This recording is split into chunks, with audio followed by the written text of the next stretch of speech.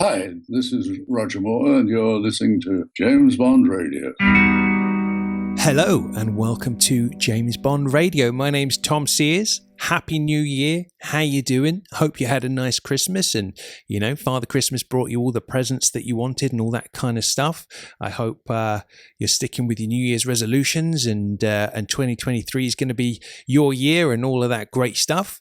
I thought I would jump on today and just kind of fill you in a little bit, I guess, on what's going on with JBR.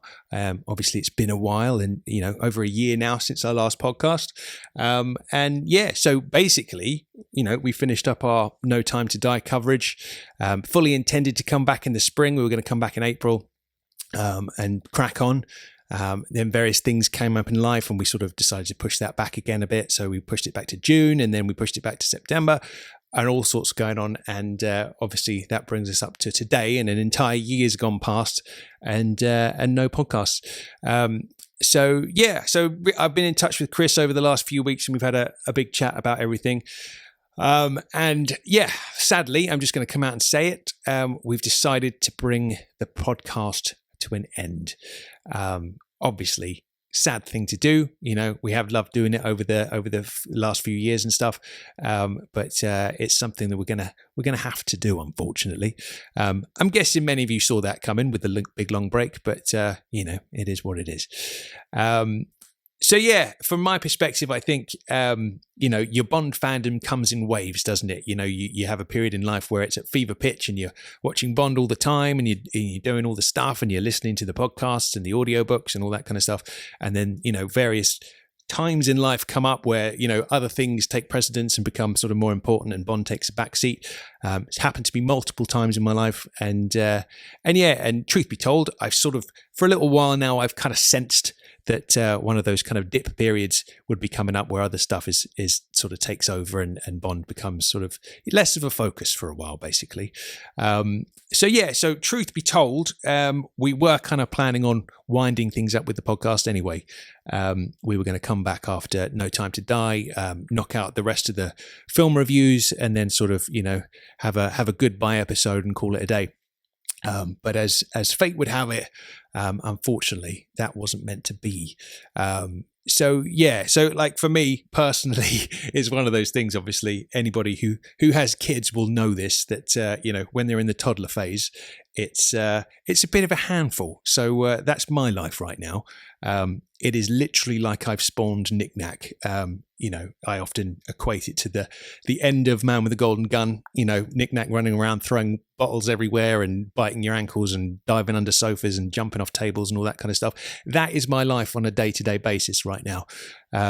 So at the end of the day, I'm ready to just crawl into bed and just go to sleep rather than, sit on Zoom for 3.5 hours and talk about Bond. That's just kind of like, the way the cookie crumbles for me at the moment. But obviously it's a wonderful thing, but it just takes a lot of energy. And on as some of you know, a much more serious and much sadder note from Chris's perspective, Chris's lovely fiancée Michelle sadly passed away just before Christmas. An awful thing. Not a good thing at all, obviously, but as you might imagine, the vibe and the energy and all that kind of stuff is just not there to create something like JBR at this stage of the game. Super sad. I'm sure most of you understand why we've decided to make this decision. Without sounding dreadfully cheesy, before I leave you for the last time, I just wanted to say a big thank you for listening over the years. We never dreamed the podcast would become what it did, and that's literally all thanks to you. I know obviously, we've been the ones sitting here recording it, but without people listening, it's nothing, massive thanks to you. Literally, when we started, we'd never dreamed we would end up where we were. We got to go to 2 Bond premieres, and that's not because we were connected in the industry in any way, or to anybody from Eon or anything like that. It was literally just members of the JBR family reaching out and saying, I've got some tickets, do you want them? Which is just amazing. Never dreamed I'd actually get to go to a premiere when I was a kid, so dream come true for that. And that's all thanks to the JBR family. And of course, I mean, God, the big one, getting to interview Roger, and we would never have been able to do that without an audience to, record that podcast for and put that out. So that's one of those moments where, when the end of my days come, I'm going to think about that. That's just such a huge, huge thing for me personally. Obviously, I know it was for Chris too. Eternally grateful for that. So thank you. Wouldn't have happened without you. Still can't quite believe that happened. Quite amazing, really. Thank you. Massive thank you for giving us your time over the years and caring enough to listen. It's been amazing to meet you at the Bond events and all that stuff. And I think the best part of all is the friendships that have blossomed among the JBR family. It's a truly wonderful thing to know that people have met through listening to the podcast. They've met at Bond events and stuff like that, and some really great friendships have blossomed from that, and that's just a really lovely thing.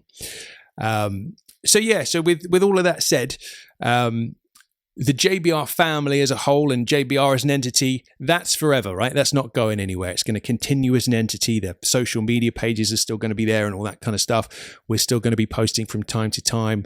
We'll still be around and all that stuff. It's just that the podcast itself has sadly come to an end.